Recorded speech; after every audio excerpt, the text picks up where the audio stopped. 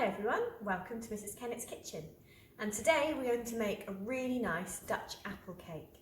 Okay, the ingredients that you're going to need are 100 grams of butter, 100 grams of sugar, 100 grams of self-raising flour, 2 eggs and a teaspoon of cinnamon.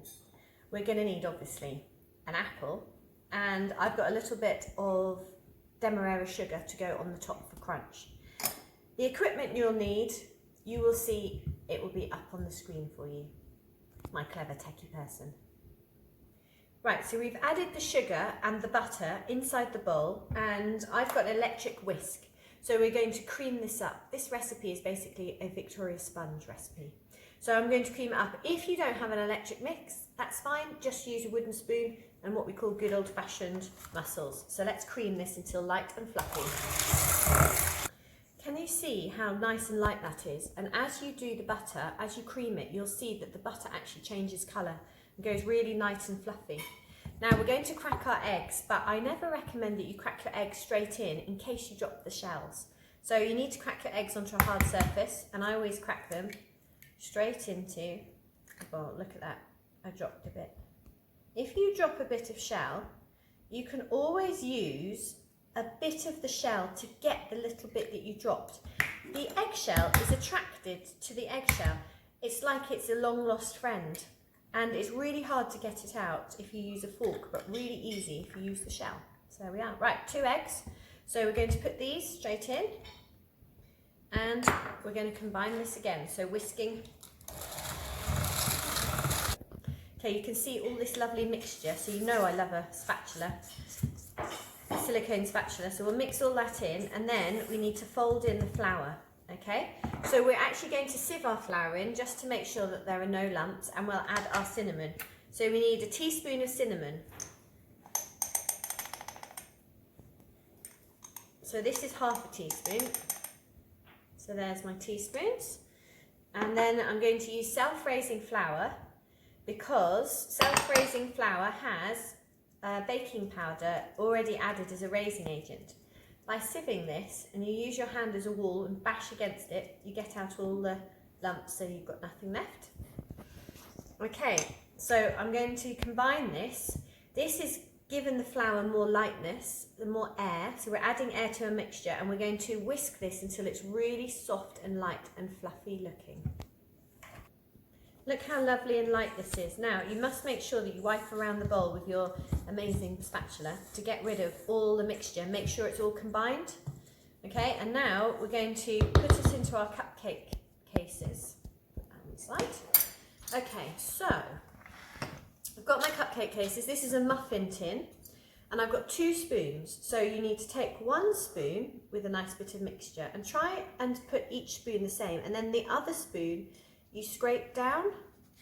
Okay, so you're aiming to get all the mixture into the middle of the cupcake case so that you don't get any on here. If you get it on the tray, it means that it will burn and you'll have to do more washing up. So we try really hard to keep it all nice and neat, and you want each spoon to be exactly the same. Okay, so I'm going to put more mixture in, and then I can top these up, because I want each of the cupcakes to be nice and even so that they cook nice and evenly.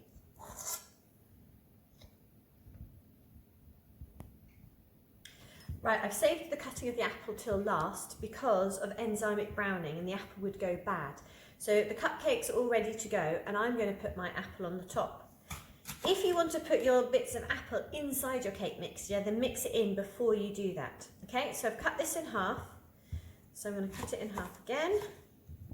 So you can always turn it over so it's nice and secure, and use your bridge. Okay, now remember we've done this before for apple crumble. So put your hand at the top, and then you're cutting in a diagonal, okay, to get rid of it. Now you can see I've missed a bit, so I'm just going to go back. There we are, a little bit more. If you're unsure, I'll show you the other way. Rubbish in the bin. Okay, if you're unsure and you feel a bit nervous, then what you can do is cut a nice big slice, okay, and then you can see that. So then with your floor, you can cut it away, okay? And we want to slice these into slices.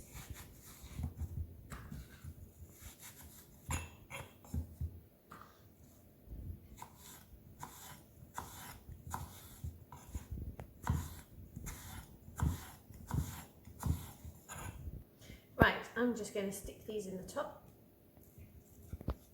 I'll do 3 and see how far I get round. I think I can probably get a few more in. So put all your apple in. If you want to chop it up, you're more than welcome to. There we are, perfect. So I'm going to push these down and make sure they look good. And then the last thing I'm going to do is sprinkle just a tiny little bit, not too much, Demerara sugar. Okay, the Demerara sugar is adding texture. The apples is adding flavour. The self-raising flour is the rising agent, and you whisking it also helps add air to the mixture to make it light. Okay, let's put this in the oven.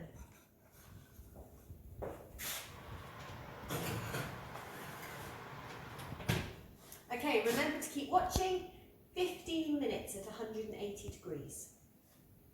Right, let's get these out and have a look.